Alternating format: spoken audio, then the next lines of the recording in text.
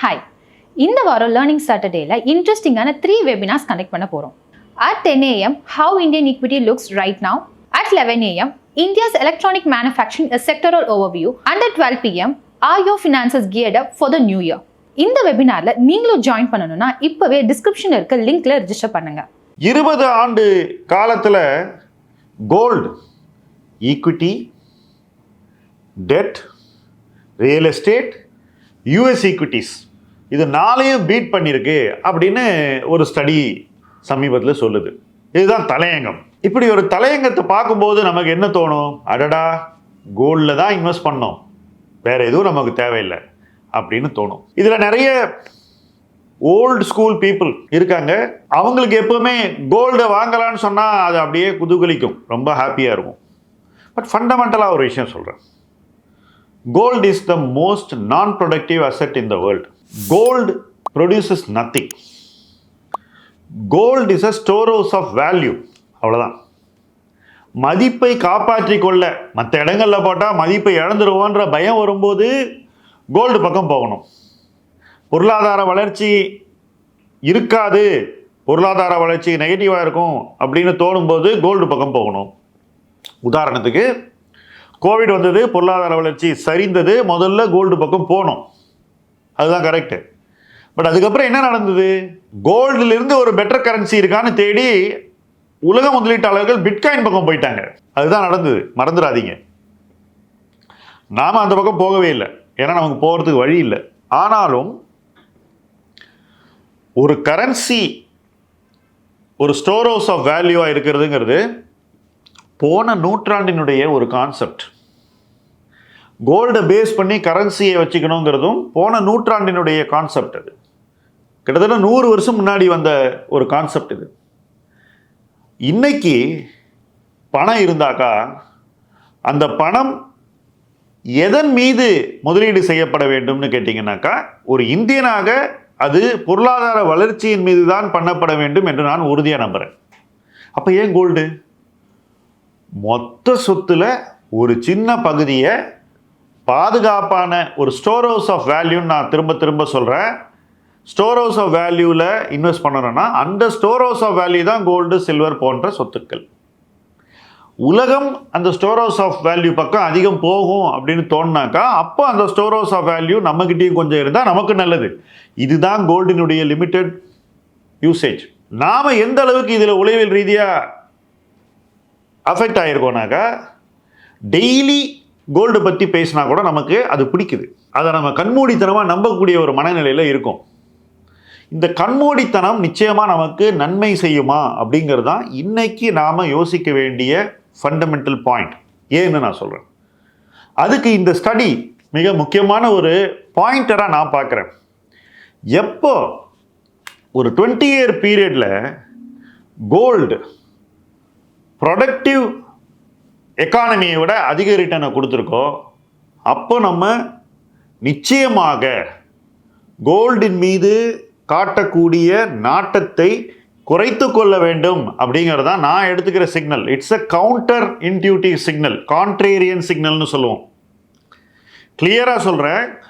எப்போ gold 20 year ரிட்டர்ன்ஸில் ஈக்விட்டியை விட அதிகமாக பண்ணியிருக்கோ, நிஃப்டியை விட அதிகமான ரிட்டர்னை கொடுத்துருக்கோ, அப்போ நாம் கோல்டில் சுதாரிச்சுக்கணும்.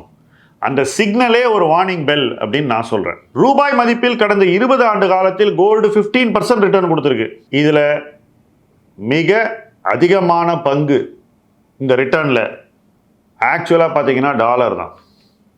நாம் பணம் பண்ணது கோல்டில் இல்லை, டாலரில். அதை தெளிவாக புரிஞ்சுக்கங்க. ஆனால் அடுத்த 15-20 ஆண்டுகளுக்கு டாலரில் நம்ம பணம் பண்ண முடியுமா அப்படின்னு கேட்டிங்கன்னா அது சந்தேகம்தான் என்று நான் உறுதியாக நம்புகிறேன். டாலரின் மீது உலக நாடுகளுக்கும் உலக மத்திய வங்கிகளுக்கும் இருக்கக்கூடிய நம்பிக்கை இன்றைக்கு இருப்பதை விட 15 ஆண்டுகளில் கணிசமாக குறையும் என்றே நான் நம்புகிறேன். இதுக்கு காரணம், எல்லா நாடுகளும் தங்களுடைய கரன்சியிலே ட்ரேட் பண்ணணும்னு நினைக்கிறாங்க இன்னைக்கு. உதாரணத்துக்கு நம்ம இன்னைக்கு ரஷ்யாவோட ருப்பி ட்ரேட் பண்ணுறோம், சைனா யுவான் ட்ரேட் அதிகரிக்கணும்னு பார்க்குறாங்க. இந்த ட்ரெண்ட் எப்படி குளோபலைசேஷன் ரிவர்ஸ் ஆகுதோ அதே போல் டாலர் ட்ரேடும் ரிவர்ஸ் ஆக போகுது. ஆனால் அது வேகமாக ஆகாது, மெதுவாக ஆகும்.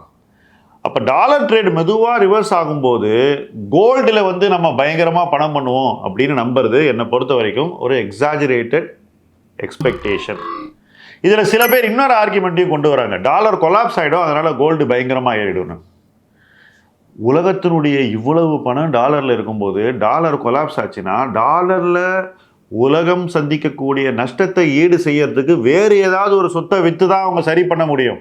அப்போ கோல்டு ஏறும்னு எக்ஸ்பெக்ட் பண்ணுறது ஃபண்டமெண்டலாக ஒரு தவறான எதிர்பார்ப்புன்னு நான் சொல்கிறேன்.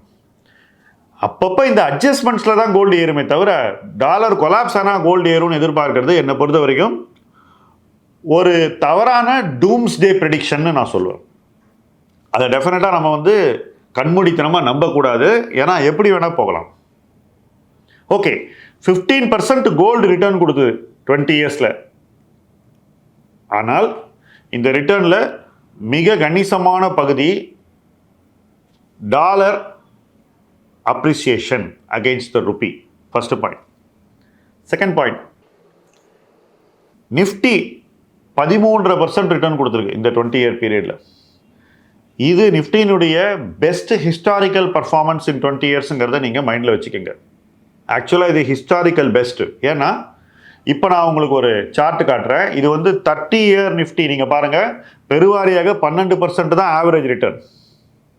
ஸோ நிஃப்டி ஓவராலாக பார்த்தீங்கன்னா 12% ரிட்டர்ன் பண்ண இடத்துல இன்னைக்கு 20 இயர் ரிட்டர்ன் 13.5 இந்த ஸ்டடி சொல்லும்போது இதுதான் பெஸ்ட் நிஃப்டிக்கே. இதில் இன்னொரு விஷயம் இருக்குங்க, அதாவது நாஸ்டாக் 100, S&P 500 இது போன்ற இதோடய நம்ம கம்பேர் பண்ணோம். நாம் என்ன பண்ண போகிறோம், S&P 500ஓட கம்பேர் பண்ணோம். S&P 500 14.8% ரிட்டர்ன் கொடுத்துருக்கு இதே 20 ஆண்டு காலத்தில் இன் ருபி டர்ம்ஸ். ஸோ இந்தியாவில் இன்வெஸ்ட் பண்ணுறதை விட US இண்டெக்ஸில் இன்வெஸ்ட் பண்ணியிருந்தா பெட்டர் ரிட்டர்ன் கிடைச்சிருக்கோன்றது இதுலேருந்து தெளிவாக தெரியுது.